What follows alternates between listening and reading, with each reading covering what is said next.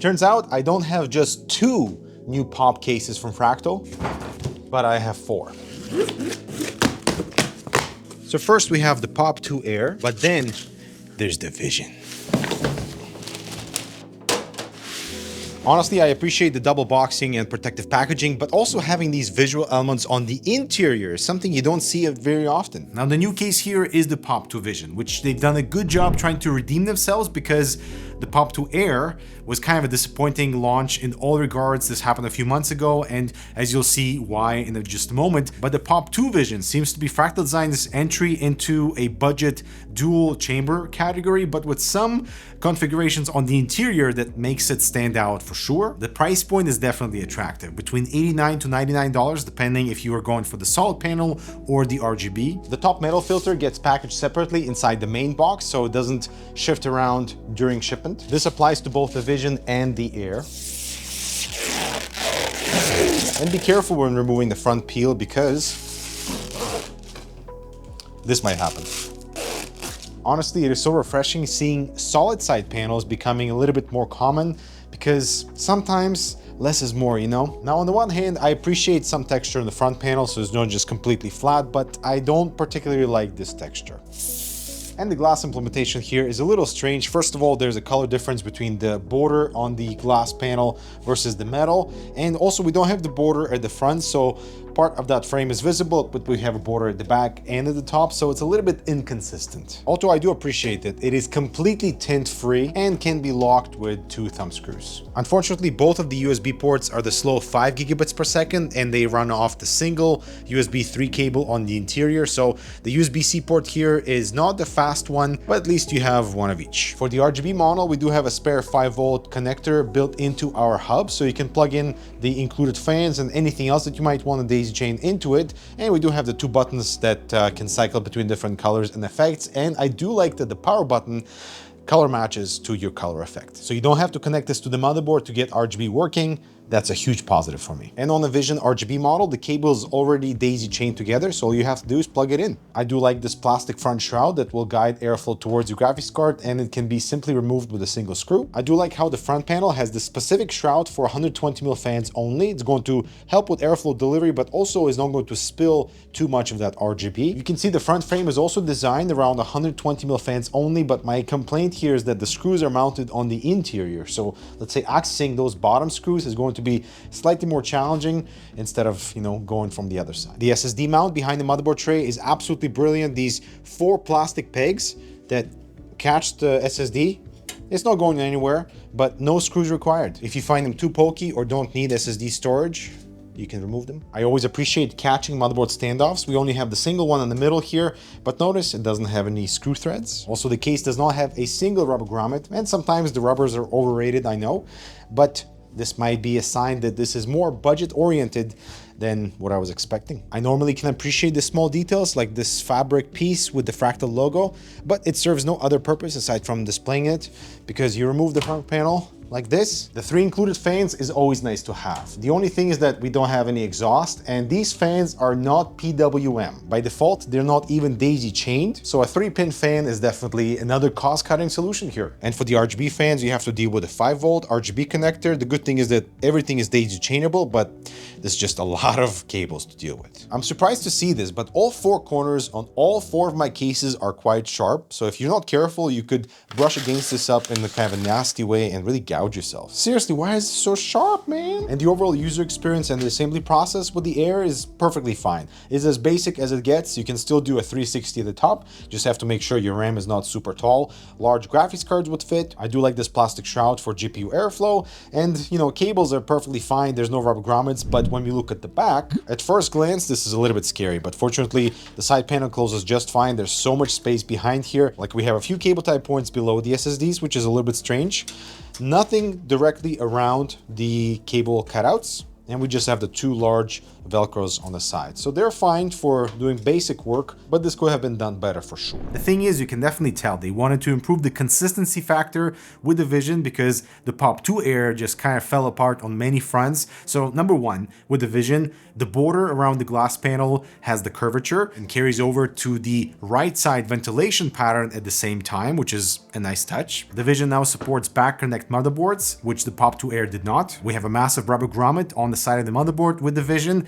The Pop 2 Air did not have any. And it might sound insane, but this is my favorite rubber grommet in the entire world. It sits in its mount perfectly fine. It's super sturdy.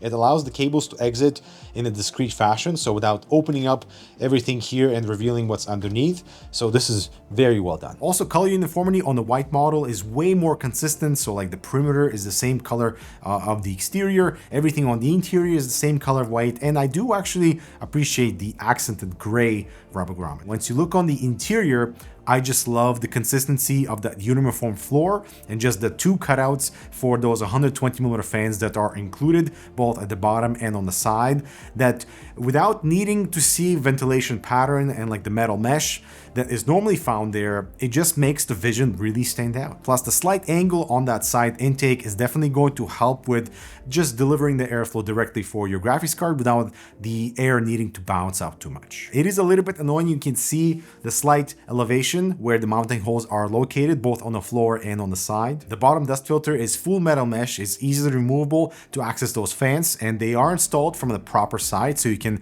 easily swap them out if you need to. Also, the interior is designed in a way that does not let you install radiators on the side or the bottom. So you can replace the fans if you need to, but the idea here is that those places are not something you have to think about. So you can do a 360 at the top, an exhaust fan at the rear, some tall CPU heat sinks, a giant graphics card for a bit of a showcase, and that's about it. It's kind of as simple as it gets in this section here. Technically, there is room for triple 120mm fans on the side here, but I'm actually glad that Fractal Design did not include that support, especially because radiators, like a 360 doesn't fit here, and if they were to make it fit, it would have to be slightly taller of an enclosure. And I actually really like how compact this dual chamber is in terms of volume versus the Pop 2 Air. It's almost funny, the rear of the enclosure actually gives you a bit more flexibility in terms of where to mount things. This storage bracket will support 3 SSDs and a single 3.5 at the bottom, and it has actually 2 positions, one at the top, one at the bottom, in case you want to relocate the power supply that is normally here to the upper position for maybe cabling. Just got to remove this plastic bracket, and now you have 2. Managing the cables in this space would be definitely easier versus the Air, but still the Velcros are quite basic.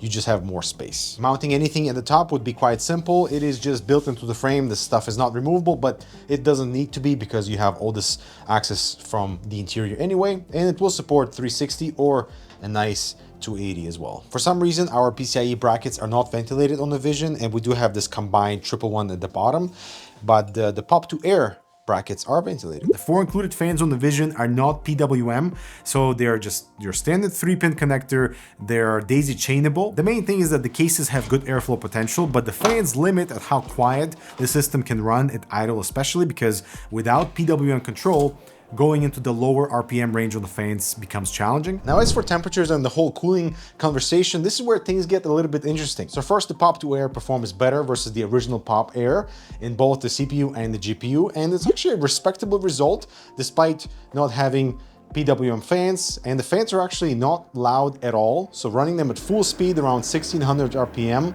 I would say is perfectly reasonable. If you have an option to add an exhaust fan for the Pop 2 Air, definitely do it. As for the Pop 2 Vision, normally with fans underneath my GPU, it doesn't really do much, but here with the Vision, I dropped a few degrees versus the Pop 2 Air, and so it's actually a really decent result for a dual chamber configuration out of the box that is under $99, at $99. But given the whole focus on aesthetics, I would install an AIO inside the Vision instead of an air cooler, but an air cooler works just fine. The only unfortunate thing with the Vision is that it looks like any other dual chamber enclosure on the market from far away, so you only start to notice the details that matter up close, which is where you're gonna be spending most of the time with the case anyway. And with the system assembled inside the Vision, you can see it's definitely another dual chamber in the market, but at least they're doing something different, right? With that clean floor, clean side, just simple cutouts for the fans without revealing any mounting points or any metal mesh, etc. I wish that maybe they would do something for the back as well, like closing off those ventilation spots, at least give us a cover so we can hide this if you're not using this for exhaust, because otherwise this is the only thing in terms of the visuals that kind of ruins it for me. As for cable management, first of all, you don't have to worry about any cables entering into your fan area because this area is just completely closed off. And we do have Velcros behind there and everything on top of the power supply, so you can just kind of squeeze everything in. The side panel closes just fine, and we do have a screw hole at the back to keep this in place. To me, the Pop 2 Vision seems like a way more refined product versus the Pop 2 Air, but the Vision, I would say, is actually quite competitive in the space. You know, the Lianli O11D Mini V2 exists, which is the same price and offers better build quality, way more features on the interior, but the Vision still has a place because I think it's a much pretty enclosure, almost like taking an NZXT side with their H6, for example, like kind of in that space. I just wish the I/O was not so limited and not so slow. I wish the corners were not so sharp. I wish the fans were PWM. So that's it for the Pop 2 Vision, definitely redeeming their name in the Pop series after the disaster that was the Pop 2 Air. Let me know if you agree and if this is something you would gravitate towards, or the H6 Flow, or the ND5, or the O11D Mini V2. Let me know in the comments. I'll talk to you in the next video.